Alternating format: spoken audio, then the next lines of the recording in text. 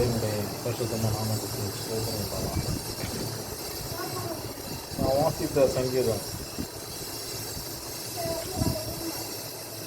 வாசிப்போம்.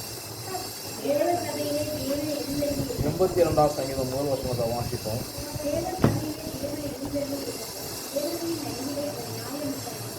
செபிப்போம். துதிக்கிற எங்கள் தேவனே ஸ்தோத்திரிக்கிறோம். அப்பா கிருபையில் வார்த்தை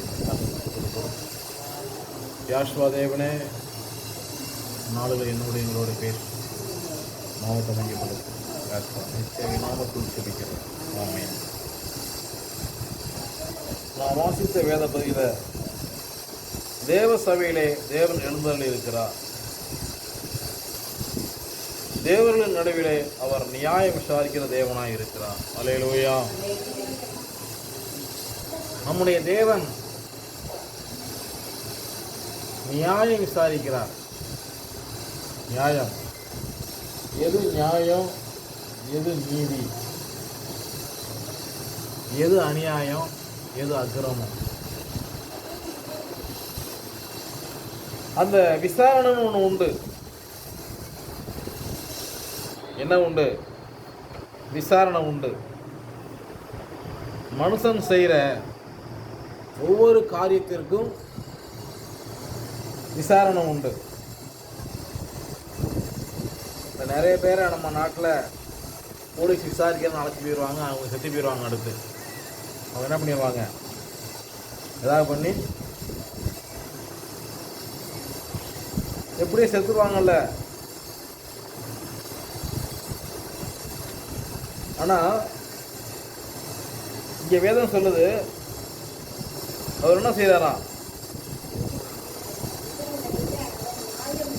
நியாயம் விசாரிக்கிற தேவனாய் இருக்கிறார். அல்லேலூயா. நியாயம் விசாரிக்கிற தேவனாய் இருக்கிறார். நம்முடைய தேவன் நியாயம் விசாரிக்கிற தேவனாய் இருக்க. சொல்ல வேண்டியதில்லை, என்னை விசாரியும், நான் துன்பப்படுறேன், நான் கஷ்டப்படுறேன் அப்படின்னு என்ன செய்ய வேண்டியதில்லை, சொல்ல வேண்டியது கிடையாது. அவரே விசாரிப்பார். அவர் என்ன செய்வார்? தப்பி போக முடியாது. வெளிப்படுத்தல வாசிக்கிறோம், நீ ஆதிகள் கொண்டிருந்த அன்பை விட்டாய் என்று உன் பேரில் எனக்கு என்ன உண்டு? குறை உண்டு. ஆரம்பத்தில் தேவன் மேல உள்ள அன்பு இன்னைக்கு இருக்குதா? எத்தனை பேருக்கு இருக்குது? நிறைய பேருக்கு இன்னைக்கு அன்பு செல்போன் மேலே தான். எது மேலே? செல்போன் மேலே தான். அப்போ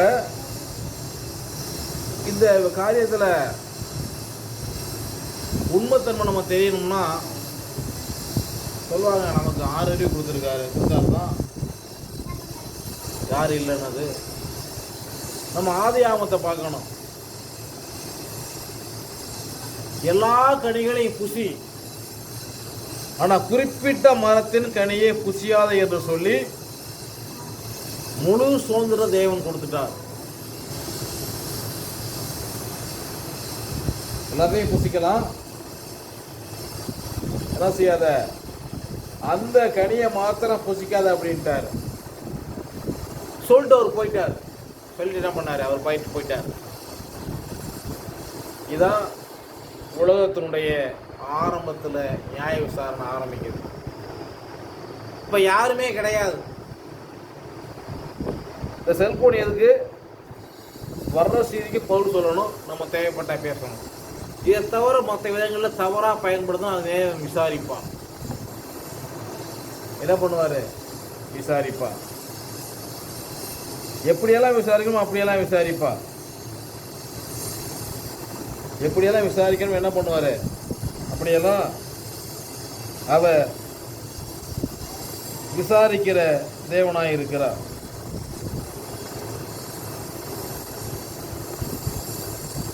ஆரம்பத்தில் உள்ள தேவனில் உள்ள அன்பு இன்னைக்கு கிடையாது, நம்பிக்கை கிடையாது. எல்லாம் குழி போச்சாச்சு. காரணம் இந்த செல்போன் தான். வாசிப்போம். கலாத்தியரின் புஸ்தகம் 3ஆம் அதிகாரம் 1 வாசிப்போம். புத்தியில்லாத கலாத்தியரே, சத்தியத்தில் கீழ்ப்படியாக போகத்தக்கதாக உங்களை மயக்கினவன் யார்? யாசமிச்ச சிலுவையில் அறையப்பட்டவராக உங்களது கண்களுக்கு முன் பிரதிட்சமாய் உங்களுக்குள்ளே வெளிப்படுத்தப்பட்டிருந்தாரே. ஒன்றை மாத்திரம் உங்களிடத்தில் அறிய விரும்புகிறேன். கிரியையினாலேயோ கேள்வினாலேயோ எதனாலே ஆவியை பெற்றீர்கள்? ஆவியினாலே ஆரம்பம் பண்ணின நீங்கள் போயிருங்களோ? இத்தனை புத்தினரா? இத்தனை பாடுகளையும் வீணாய்ப்பட்டீர்களே. வீணாய் போயிட்டோ. நன்றாக கவனியுங்கள். இவ்வளவு பாடு நமக்காக இருக்க செஞ்சு அடிக்கப்பட்டு எல்லாம் வீணா போகுது. மாயை. எது? மாயான தோற்றத்துக்கு தன்னை அர்ப்பணித்த எது? மாயை.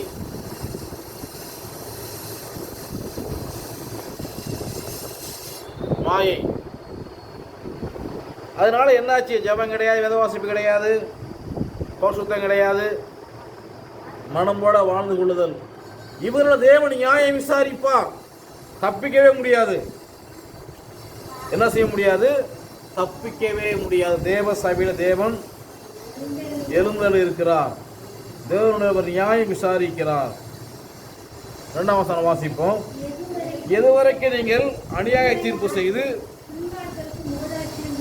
துன்மார்க்கனுக்கு முகத்தாட்சிணியம். அல்லேலூயா. துன்மார்க்கன் ஓட்டு கேட்டு வர்றான், அவனுக்கு முகத்தாட்சிணியம் பண்றது துன்மார்க்கன். எது? தான் வீட்டில் ஒருத்தர் செத்து போனா, ஒருத்தனால செத்து போனா அவனை எப்படி பார்ப்பாங்க? அவனை எப்படி யோசிப்பாங்க?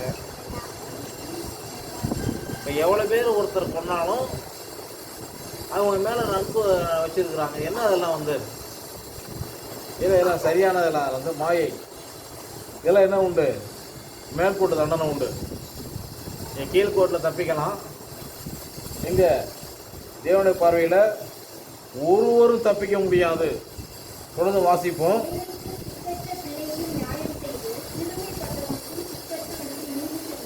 நீதி செய்யணும். யாருக்கெல்லாம் நீதி செய்யணும், செய்யக்கூடாது? நீதி செய்ய வேண்டும். அடிதான ஆகாரம் இல்லாமல், சாப்பிடவே வழி இல்லாமல் என்ன பண்ணுறது சொல்லி தவிக்கிற எத்தனை பேர் உண்டு. அவர்களுக்கு நம்ம நீதி செய்யணும். பாருங்க, போர் நடந்துகிட்டு இருக்குது. எத்தனை பேர் அந்த இதுக்காக ஜோம் பண்ணுறீங்க? எத்தனை பேர் அங்கே நடக்குது? நமக்கு என்ன? ஏதாவது அடுத்த ஒரு பற்றி எரிஞ்சாலே எரிஞ்சிட்டு இருக்கு பாரு. நல்லா சுடருட்டி எரியுது, நல்லா அழகாக எரியுதுப்பார். அதில் ஒரு ரசனை. அடுத்த ஒரு பற்றி எரியுதான், நல்லா எவ்வளோ அழகாக எரியுப்பார். அப்படியே தெரிக்குது, படாரம் படாரம் தெரிக்குது பாரு. வீடு பற்றி எத்தனை பேர் பார்த்தீங்க? நான் உங்களை கேள்வி கேட்குறேன். வீடு பற்றி எரியுது எத்தனை பேர் பார்த்தீங்க? யாரும் பார்த்தது இல்லையா? நான் நேரில் வீடு பற்றி எரியுது பார்த்தேன். நான் சின்ன பிள்ளையா இருக்கிறப்ப எங்கள் ஊரில் ஒரு 3 வீடு தள்ளி, அன்றைக்கு எல்லாமே அதிகபட்சம் கூரை வீடு தான் இருக்கும். ஒரு பகுதியில் ஒரு வீடு ஓட்டு வீடு இருந்தால் அது பெரிய விஷயம். இந்த பெரிய ஓடு இருக்காது, இப்படி ரவுண்டாக ஓடு இருக்கும். அந்த வீடு தான் அடிக்கி இருக்கும்.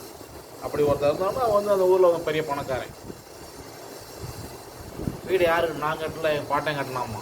அந்த ஒரு சின்ன அப்படி மடக்கு ஒன்று மாதிரி இந்த ஒரு 1/2 அடி 3 அடியில் இருக்கும். அது பேர் சீமை ஓடி சொல்கிறது. அப்போ என்ன ஆயிட்டு? வீடு பத்து எரியுது. எரிஞ்சா ஒரு வீடு 10 எரியுது. அவங்க வீட்டில் 6 பசங்க, 6 பொம்பளை பிள்ளை, 7 பசங்க, எல்லாம் வேலைக்கு போய் வீடு பற்றி எரியுது. சவுக்கு மூங்கி போட்டு கட்டியிருக்கிறாங்க. ஆணி பட்டாலும் தெரிச்சு பாருங்க. யார் கிட்டத்தில் போக முடியும், யாரும் போகக்கூடாதுங்கிறாங்க. எட்டு நின்று என்ன பண்ணுறதுன்னு தண்ணி எடுத்து என்ன செய்கிறாங்க, முடிஞ்ச அளவு ஊற்றி பார்க்குறாங்க. அன்றைக்கி வசதியும் கிடையாது. கேணியில் தான் தண்ணி மூலணும். கேணி 5 தண்ணி கிடக்கும். அந்த வீட்டை என்ன பண்ணாங்க, நம்பிக்கிறாங்க. தகவல் தெரிஞ்சு ஒரு கிராமத்தில் ஒரு வீடு எரிஞ்சால் வேலைக்கு போனவங்களாம் ஊரே திரண்டு வந்துருச்சு அமைக்கிறது, யார் கூட பற்றி தெரியுன்னு சொல்லிட்டு. அந்த வீடு என்ன பண்ணாங்க, அணைச்சிட்டார்கள். அவங்களுக்கு எந்த போதமும் கிடையாது, எந்த பிரசமும் கிடையாது. அந்த நாட்களில் எல்லோரும் என்ன பண்ணாங்க, அவங்களுக்கு சோறு கொடுத்தாங்க, தண்ணி கொடுத்தாங்க, மரம் ஒன்று கொடுத்தாங்க, கீர்த்து கொடுத்தாங்க. என்ன பண்ணாங்க, உடனே சுத்தம் பண்ணிவிட்டு உடனே சாயங்காலத்துக்குள்ளே செட்டை போட்டு முடிச்சுட்டாங்க. என்னாச்சு, உடனே யாருமே சொல்லலை, என்னாச்சு, அவங்க வீடு ரெடி ஆயிடுச்சு. அன்னைக்கு இருந்த மக்கள் இன்னைக்கு என்ன செய்யல, இல்லை அங்கெல்லாம் நமக்கு என்ன, எது நமக்கு என்ன, மீது செய்யணும். ஏதோ சொல்லுது, தொடர்ந்து வாசிப்போம். பலவீனனை எளியவனையும் விடுவித்து, பலவீனன் எளியவன் அவங்க அப்படியே கிடக்க மாட்டாங்க, அவர்களை தேவன் உபயோகிப்பார். சும்மா கைகள் தப்பிக்கிற தேவனாய் இருக்கிறார். அறியான் உணராமலும் இருக்கிறார்கள், நடக்கிறார்கள். தேசத்தின் அஸ்திபாரங்கள்லாம் அசைகிறது. அந்த காலத்தில் நடக்கிறாங்க. இப்ப ஒரு மனிதன் செய்ய வேண்டிய வேலையை சரியா செய்யலைன்னா அந்த காலம் தான். எப்படி, அது பகலாகவும் இருக்கா இருளாகவும் இருக்காது. என்ன பண்ணுறதே தெரியலையே. இந்த வழியா போனா இந்த ஊருக்கு போகலாம், இந்த வழியா போனால் இன்னொரு ஊருக்கு போகலாம், எங்க ஊருன்னு வழி தெரியலையே. எப்படி இருக்கிறாங்க அநேகர், அந்த காலத்தில் நடக்கிறாங்க. சரியா நடக்கணும், அந்த காலத்தில் நடக்கக்கூடாது. தொடர்ந்து வாசிப்போம்.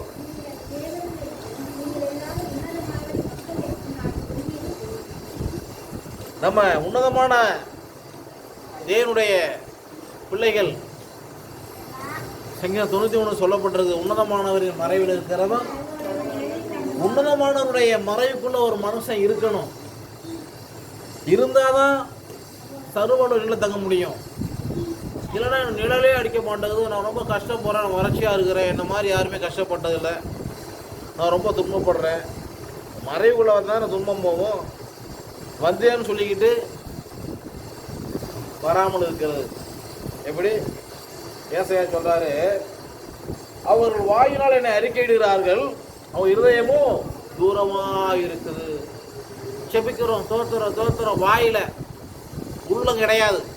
உள்ளத்துல ஸ்தோத்திரம் வரல, செபம் உள்ளத்துல வரல. எங்க வருது, அது நாவு மாத்திரம் வசனிக்குது. அப்புறம் என்ன ஆகும், வாசிப்போம். ஏன் செத்து போகணும், ஏன் உலக மனுஷன் மாதிரி விழுந்து போகணும். உள்ளத்தின் ஆழத்துக்கு தேவனை துதிக்கணும். எல்லா மனுஷனுக்கும் வரக்கூடிய நியாயத்தினை நமக்கு வரக்கூடாது. ஆராய்ச்சியாளர் சொல்றாங்க, செல்லு அதிகம் பயன்படுது கேன்சர் வருமா. இப்போ பார்த்தீங்கன்னா மிகப்பெரிய வியாதி கேன்சர். எல்லா ஹாஸ்பிட்டலையும் கேன்சர் வியாதிக்கு ஏன் செல்லு அதிகம் செல்லு பயன்படுத்தணும். டெலிகிராம் அந்த பிரச்சனை கிடையாது. ஃபோன் வரும், ஆஃப் பண்ணி அமுக்கி விட்டு எல்லாரும் கேட்பாங்க. என்கிட்ட பேசு, உன்கிட்ட பேசு, எல்லாரும் பேசுவாங்க, அவங்க கேட்பான், முடிஞ்சு போச்சு. 5 ரூபா பில் ஆயிடுச்சு, 20 ரூபா பில் ஆச்சு, போயிடும், அதோட முடிஞ்சு போயிடும். செல் எடுத்துட்டு என்ன செய்யறது, மணிக்கணக்காக பேசுறது. ஒரு நாய் இன்னொரு நாயும் வந்து குலைச்சிட்டே போகும். என்னுடைய விளைவு என்ன, அதிகப்படியான கதிர்வீச்சு. எது அதிகப்படியான கதிர்வீச்சில் செல்ல வச்சுக்கிறது. அப்புறம் காதில் மாட்டிக்கிறதான், தொங்க விட்டுக்கு. என்னன்னா அது எந்த அளவு நாகரிகம் வளர்ந்து போதோ அந்த அளவு நம்ம ரொம்ப கவனமாக இருக்கணும். நாகரிகம் வளர நம்ம எப்படி இருக்கணும், ரொம்ப கவனமாக இருக்கணும். பவுல் சொல்றாரு, எல்லாவற்றையும் எனக்கு அணுகு தகுதி உண்டு, அதிகாரம் உண்டு, எல்லாம் எனக்கு தகுதியாகிறாதுங்கிறார். எல்லாவற்றையும் அனுபவிக்க நமக்கு என்ன உண்டு, அதிகாரத்தை கொடுத்துட்டார். ஆனால் எல்லாம் தகுதி இல்லைங்கிறது தான் ஆதியாமத்தில் ஆதாமுக்கு ஏவலும் தேவன் கொடுத்த பிரத்யேகமான கட்டளை. எல்லாத்தையும் புசிக்காத. இன்றைக்கும் அதே கட்டளை, அதே பிரமாணம் தான். எல்லாத்தையும் அனுபவிக்க முடியும், ஆனால் அனுபவிக்காத. எப்படி வேதவசனங்கள் ஒருபோதும் மாறாதவைகள். ஒரே பிரமாணம் தான். அன்னைக்கு உள்ளதா இன்னைக்கு யாரும் கேட்க முடியாது. என் விருப்பம், நான் அப்படிதான் இருப்பேன். ஆனால் கண்ணா உண்டு. இப்படி இருக்கலாம், ஆனால் என்ன உண்டு? தண்டனை உண்டு. அதான் சொல்றாரு, ஆனாலும் நீங்கள் செத்து லோகபுரவுகளில் என்ன பண்ணுவீங்களா? விழுந்து போவீர்கள். விழுந்து போறதுக்காக தேவன் ரத்தம் செஞ்சினா கவனிக்கணும். விழுந்து போறதுக்காக தேவன் ரத்தம் செஞ்சினா, அல்லேலூயா, கவனிங்க. விழுந்து போறதுக்காக தேவன் ரத்தம் செஞ்சினார். நம்ம அழிக்கப்படவா ஒரு சிலுவையில தூக்கினார். நோக்கம் என்ன? வாசிப்ப பிரசங்கி புஸ்தகம் 11ஆம் அதிகாரம், பிரசங்கி 11 9வது வசனத்தை வாசிப்போம். வாலிபனே, உன் இளமையில் சந்தோஷப்படு. உன் வாழ்வாக்கு உன் இதயம் உன்னை பூரிப்பாக்கட்டும். உன் நெஞ்சின் வழியிலும் கண்ணின் காட்சி இச்சையில் நட. ஆனாலும் எல்லாவற்றின் நிமித்தம் நியாயத்திலே கூட என்ன பண்ணாலும் நியாய தீர்ப்பு உண்டு. தப்பிக்கவே முடியாது. என்ன பண்ண என்ன உண்டு? நியாய தீர்ப்பு உண்டு. தப்பிக்கவே முடியாது. எல்லாருக்கும் வர மரணம் தேவனுடைய பிள்ளைகளும் வரக்கூடாதுன்னு சொல்றேன். ஒருவன் போனானா அது பேசிக்கிட்டாங்க. அந்த ரோட்டில் போனானா 2 பேர் வந்தாங்களாம். என்னை கூப்பிட்டாங்க, அந்த பக்கம் போனோம், வாங்க இந்த 500 ரூபா இருக்கு, நீங்கள் வச்சுங்க அப்படின்னு. இல்லையா, நான் அப்போ வர முடியாது. ஐயோ, எனக்கு வயிற்று கடுக்கல. என்ன பண்ணிட்டேன்? நைஸாக நான் வந்துட்டேன். நான் அப்படியே நைஸாக நான் வந்துருந்த சைடு. அடுத்து ஒரு 10 நிமிஷத்தில் ஒருத்தனை வெட்டி போட்டான்னு சொல்கிறாங்க. போனானா வெட்டி போட்டாங்க. உடனே ஆம்புலன்ஸ்லாம் முடிஞ்சு, போலீஸ் எல்லாம் முடிஞ்சு. தேவன் எவ்வளோ நல்லவராக இருக்கிறார். ஒருவன் பேசுகிற பேச்சில் கூப்பிடுற செயல்பாடு நம்ம தெரிஞ்சுக்கணும். இதெல்லாம் நடக்கலாம், ஆனால் உன் நடக்க தவறான நியாயத்திற்கு உனக்கு உண்டு. அதான் சொல்றாரு, என்னது? ஆனாலும் நீங்கள் மனுஷரை போல செத்து ஒருவனை போல விழுந்து போவீர்கள். தேவனை எழுந்தருளும், பூமிக்கு நியாய தீர்ப்பு செய்யும். தேவன் எழுந்தருளுவா. இந்த பூமிக்கு நியாய தீர்ப்பு செய்யறப்ப நம் நியாய தீர்ப்பு வரக்கூடாது. அவருக்கு பிள்ளையாயிரு, குமாரத்தியுமாயிரு. உன் நியாய தீர்ப்பு கிடையாது. அல்லேலூயா. எல்லா ஜாதி மக்களையும் சுதந்திரம். எந்த ஜாதி எந்த மதம்னு பிரச்சனை கிடையாது. அவருக்கு பிள்ளையாயிரு. அவர் யாராயிரு? பிள்ளையாரு. இல்லை நியாய தீர்ப்போட தொடரும். நம்முடைய தேவன் யாரா இருக்காரு? யாரா இருக்காரு? பட்சிக்கிற கிணியா இருக்கிறார். செபிப்போம். தேவன் நம்மளை ஆசீர்வதிப்பார்.